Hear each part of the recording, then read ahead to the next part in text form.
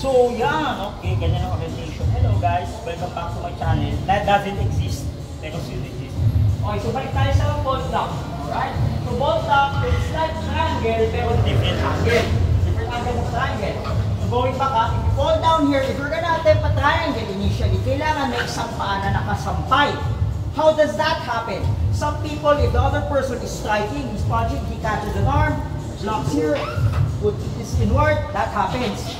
Sometimes papaya lang talaga, he's playing outward, they shoot ko. Basta either or, pag may pang nakapasok, ang goal mo is to go to this angle.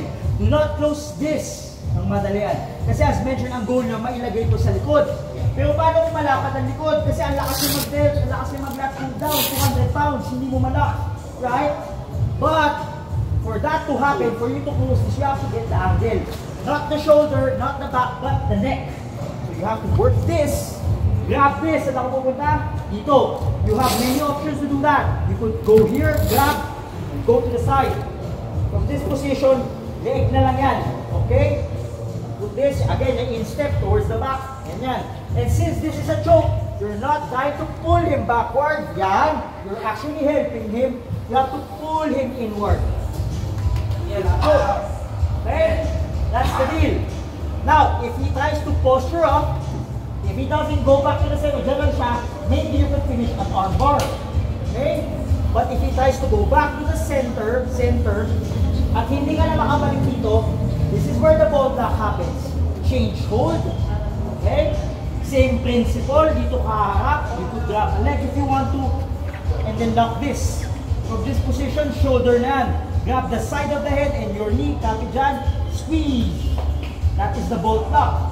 If that doesn't work, since this is a hold, MMA, pwede yan. Pag sinubukan niya humarap ulit, pwede mo tapusin ang armbar. Pero dahil nandito tayo, if you have an arm to work with, get this, put this to the side of your head, ramdamin niyo yung elbow, slide, pull inward, push upward, triangle. If you try to put his thumb back here, grab, shoulder lock. Okay? Ano pa pwedeng gawin from this position? Ako, naisip ko pa natin dito, reverse arm bar na. Okay?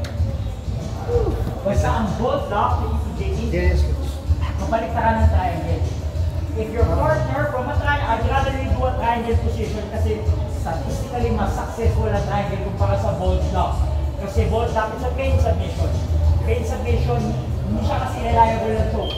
Ibig sabihin, kung mataas ang pain tolerance, manhid, hindi siya basta mag-choke na basa-basa. Pero mabit na sa bolt lock, it's to hold. And when you hold something, if you could hold it long enough, maybe you could finish in many ways.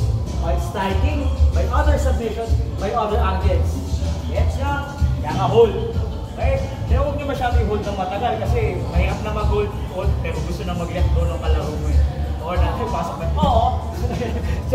Okay. Time guys.